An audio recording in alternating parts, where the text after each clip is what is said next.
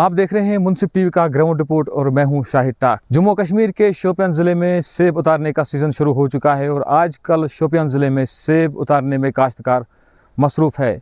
वही काश्तकारों को इन सेबों को पैदा करने के लिए और इन पर कितनी मेहनत लगती है वो यहाँ के काश्तकारों से जानेंगे और ये भी जानेंगे कि क्या जो वो रेट तवक्का करते हैं क्या वो उनको रेट मिलती है। तो आइए देखते हैं ये ग्राउंड रिपोर्ट।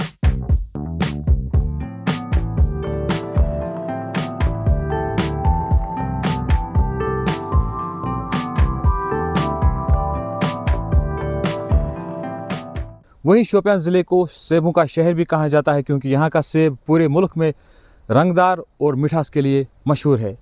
वही काश्तकार अमसाल ये तवक्का कर रहे हैं कि उनको सेबों की रेट अच्छी मिलेगी ताकि वो भी अपना गुजारा कर सके।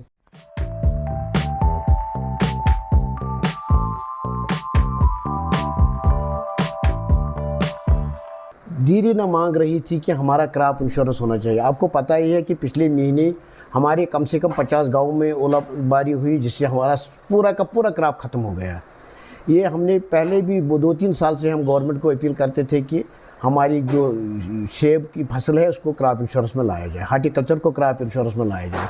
तो हमें उम्मीद है कि कुछ सुनने में आया है कि गवर्नमेंट ने फैसला किया कि हमारे इससे क्रॉप इंश्योरेंस शुरू हो जाएगा। हम उसका वेलकम करते हैं। अगर गवर्नमेंट ने ये फैसला लिया है कि हार्टिकल्चर को क्रॉप इंश्योरेंस मिलाएं, उसका वेलकम करते हैं क्योंकि क्रॉप इंश्योरेंस सबसे ज़रूरी है हार्टिकल्चर के लिए, क्योंकि नागानी आफत आती है जिससे हमारा क्रॉप ख़त्म हो जाता है। आपको पता ही है कि पिछले महीने हमारी कम से कम 50 गांव ख़त्म हो गए ओलेबारी से।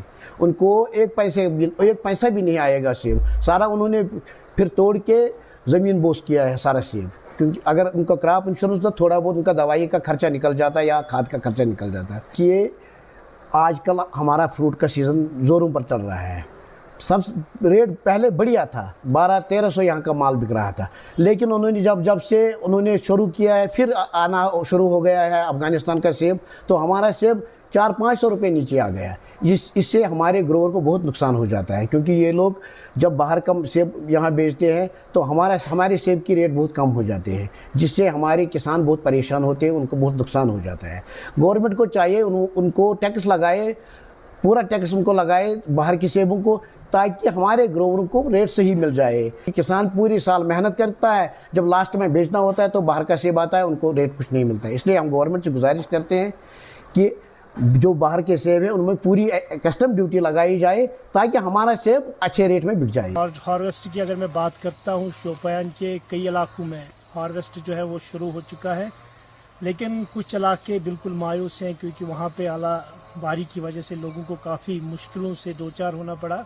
लेकिन उसके बरक्स जिन इलाकों में ये फसल बचा, जिन इलाकों में हार्वेस्ट नहीं हुआ, वहाँ पे लोग जो है वो हार्वेस्ट एक्टिविटी में लग चुके हैं, खुशी से काम कर रहे हैं। और मैं आपको बता दूं, ये सेब इंडस्ट्री जो है एक इकोनॉमी की रीढ़ की हड्डी की मानन है और इसी सेब इंडस्ट्री का पैसा जो है शोपियां से लेके लाल चौक से लेके जम्मू तक चलता है। लेकिन जिस तरीके से कुछ मैक्सिमम इलाके, मैं आपको बता दूं तकरीबन 52 ऐसे विलेजेस हैं जिनका पूरा क्रॉप डिस्ट्रॉय हुआ है, वहाँ पे मायूसी है। लेकिन ये क्रॉप जो है खाली एक किसान की आमदनी का ज़रिया नहीं है, बल्कि transporter, fruit agents, fruit growers से लेके एक लंबी चेन है कि ये पैसा जो है ये कई लोगों के रोज़गार का सहारा बनता है। जैसा कि यहाँ के लोग बता रहे हैं कि अमसाल यहाँ पर काफ़ी इलाकों में ज़ालाबारी हुई जिसकी वजह से सेबों को काफ़ी नुकसानात हुए और बैरूनी ममालिक से यहाँ पर सेब आने की वजह से इन सेबों में रेट कम आती है।